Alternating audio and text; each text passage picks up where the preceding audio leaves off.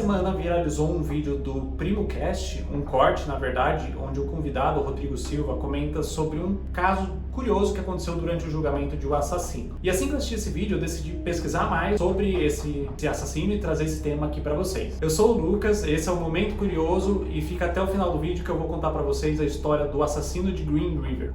Gary Ridgway, nascido na região de Salt Lake City, em Utah, nos Estados Unidos, durante a infância dele, os colegas de classe, os professores nunca notaram nada de errado com ele. Ele só parecia ser uma criança um pouco mais quieta, mais na dele, mas nada suspeito, nada que fizesse as pessoas imaginarem que tivesse algum problema, alguma coisa de errado com a criança. Porém, em casa a coisa era um pouco diferente. A mãe dele era um pouco dominadora, ela era bastante rígida com ele e às vezes brigava bastante com o pai. O Gary, ele estava acostumado a ver certos tipos de discussões na casa dele e talvez até por um pouco de medo da mãe ou dos pais, ele tinha o hábito de molhar a cama até a adolescência. Por volta ali dos seus 13, 15 anos, ele tinha esse costume de fazer xixi na cama. E a mãe dele, talvez como forma de punição, toda vez que ele fazia xixi na cama, a mãe dele que dava banho nele. E os relatos falam que a mãe dele usava uma camisola um tanto quanto desapropriada, talvez, para dar um banho no filho.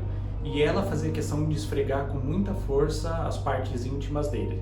E nisso acabou gerando no Gary uma certa raiva da mãe e ao mesmo tempo uma certa atração, o que mexeu um pouco a cabeça dele. E alguns relatos depois falam que durante muitas vezes ele fantasiou como ele mataria a mãe dele. O pai dele era um pouco mais tranquilo, não era tão rígido quanto a mãe, mas durante algum tempo ele trabalhou num necrotério e ele costumava contar histórias de necrofilia pro Gary, o que talvez mexesse um pouco com a cabeça dele. E em certos momentos o Gary chegou a relatar que para ele, na cabeça dele naquele momento, para ele tudo bem ter a relação sexual com alguém morto, porque a pessoa já teria morrido, não teria problema, ninguém ia ficar sabendo, esse tipo de coisa, o que já é bastante perturbador e talvez tenha mexido bastante com ele, com a cabeça dele durante a infância. Já durante a adolescência, com os seus 16 anos, o Gary encontrou uma criança na rua e acabou meio que seduzindo essa criança a brincar com ele, e durante essa brincadeira o Gary levou essa criança por meio de uma floresta, onde ele acabou dando 2 facadas nessa criança. Felizmente essa criança sobreviveu, mas depois ela contou às autoridades que logo depois que o Gary deu essas 2 facadas nela, a criança estava caída no chão e ela perguntou pro Gary por que ela tinha feito aquilo. E ele, enquanto dava risada, ele falou que queria ter a sensação de como era matar uma pessoa.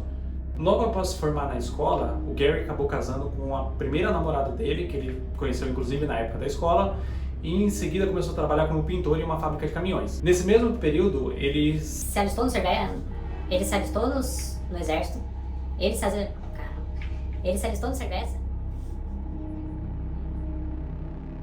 Ele se alistou no exército e foi prestar serviços militares. Na época da prestação de serviço militar, ele começou a se envolver muito com prostitutas. E a esposa dele não era diferente. No mesmo período, ela começou a trair muito ele e, assim, logo que ele voltou, já não tinha mais clima, eles já não se davam muito bem e eles descobriram sobre a traição do outro e acabaram se separando. Cerca de 1 ano depois do primeiro divórcio, ele conheceu uma pessoa nova com quem ele se casou.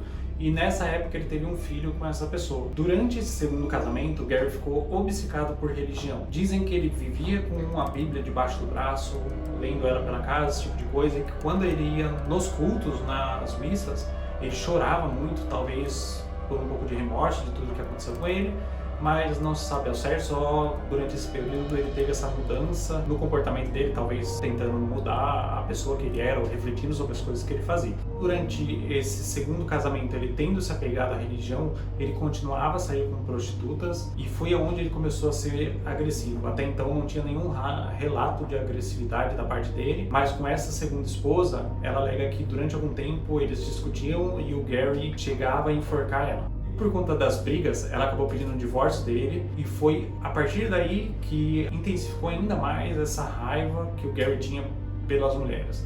A partir do momento que ele teve os problemas com a mãe, a primeira esposa, a segunda esposa, ele acabou definindo que as mulheres eram culpadas por tudo de ruim que acontecia na vida dele. E cerca de 1 ano após o segundo divórcio dele, ele fez a primeira vítima, uma menina de apenas 16 anos que ele enforcou e jogou o corpo dela dentro do rio. E nos próximos meses, mais 5 corpos foram encontrados naquela mesma região, a região do Green River. E daí então veio o nome pelo qual o Gary ficou conhecido de assassino do Green River, porque era a região onde ele sempre dispensava os corpos das vítimas. Como eu já disse aqui no começo do vídeo para vocês, o Gary, ele via as mulheres como culpadas por todos os problemas que ele tinha. Como eu comentei, o problema que ele tinha com a mãe, esses 2 problemas nos 2 primeiros casamentos que ele teve, que acabou em divórcio.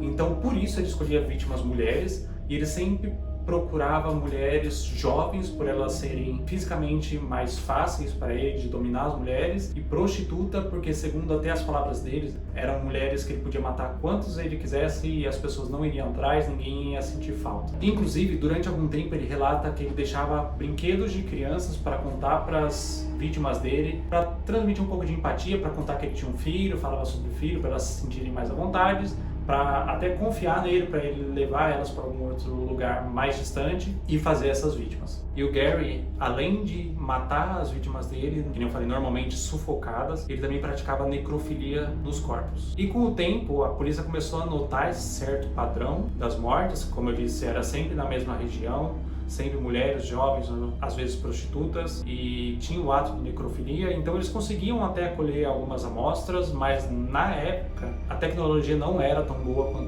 quanto é hoje, então eles não tinham recursos suficientes para encontrar o assassino só com essas evidências que eles tinham encontrado. Então durante esse período eles acabaram até prendendo algumas outras pessoas, porém eles notavam que mesmo com essas pessoas presas, a quantidade de assassinatos nesses mesmos padrões continuava, então eles percebiam que tinha pegado a pessoa errada. Depois de algum tempo, a delegacia de polícia, já em parte desanimado por não conseguir encontrar esse assassino, os crimes a continuarem acontecendo, eles já não viam muito mais saídas para o caso, porém nessa mesma época foram colocados novos investigadores. Esses novos investigadores montaram uma lista de suspeitos de acordo com as descrições de vítimas e testemunhas e acabaram fazendo uma eliminação de algumas pessoas para criar uma lista menor, e o Gary estava no meio dessa lista. Na época, o Ted Bundy, que também foi um assassino muito conhecido, ele se ofereceu para tentar montar o perfil desse assassino e ajudar a polícia a encontrar o assassino do Green River. E pouco tempo depois, ele conheceu a terceira esposa dele, quando ele frequentava um grupo de pais solteiros. Eles se juntaram, se casaram, e nessa época o Gary estava muito feliz com a esposa nova,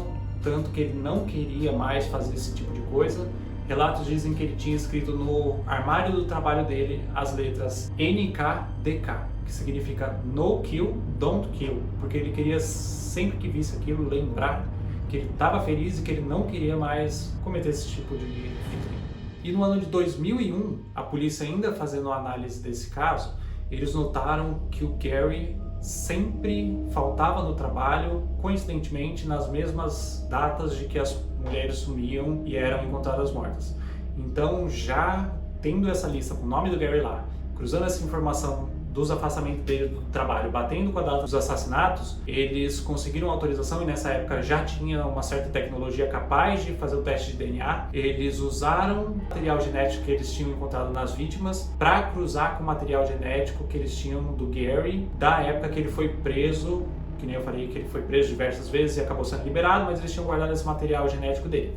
Então eles cruzaram o material genético dos dois e deu positivo para alguma das vítimas. Então eles já tinham a prova de que o Gary tinha participado do assassinato dessas mulheres, então eles conseguiram prender o Gary. O Gary, mesmo depois de preso, ele continuou negando ser culpado por esses assassinatos, mesmo com já todas as provas, e o advogado dele falou para ele que, como já tinham as provas, não tinha muito o que ele fazer. Se ele não concordasse em ajudar nas investigações para encontrar os corpos, para dar conforto para a família das vítimas, ele poderia ser sentenciado à pena de morte. Então, levando em conta a pena de morte, o Gary concordou em ajudar e mostrar onde estavam os corpos e explicar como ele cometia esses crimes. O Gary explicou todos os assassinatos, mas segundo ele, os que ele lembrou, porque ele não lembrava de todos, e considerando todas as provas, os corpos que eles encontraram, ele foi sentenciado a 4 prisões perpétuas e mais alguns anos de prisão. Isso foi referente a, como eu disse, todo o material encontrado, que levou ao total de assassinatos de 49 pessoas. Porém, segundo o Gary, ele matou cerca de 71 pessoas, porém esses outros não foram encontrados, então os juízes não tiveram como incluir isso na pena dele,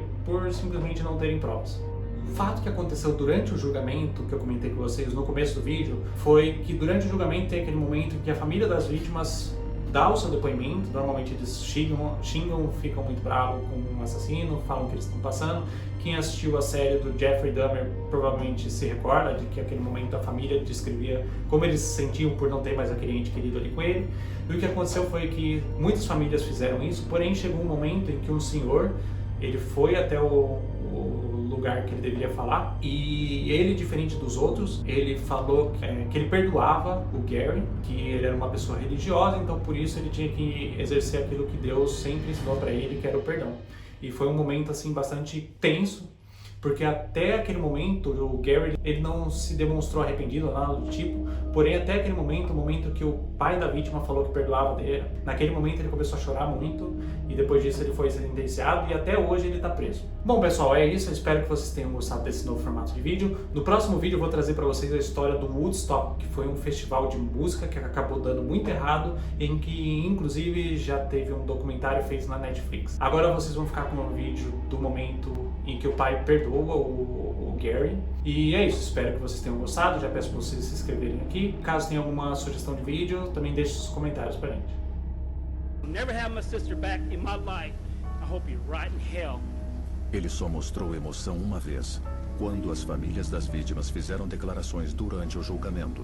Mr. Ridgway, you've made it difficult to live up to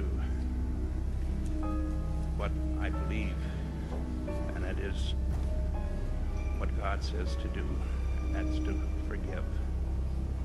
And he doesn't say to forgive just certain people, he says to forgive all. So you are forgiven, sir.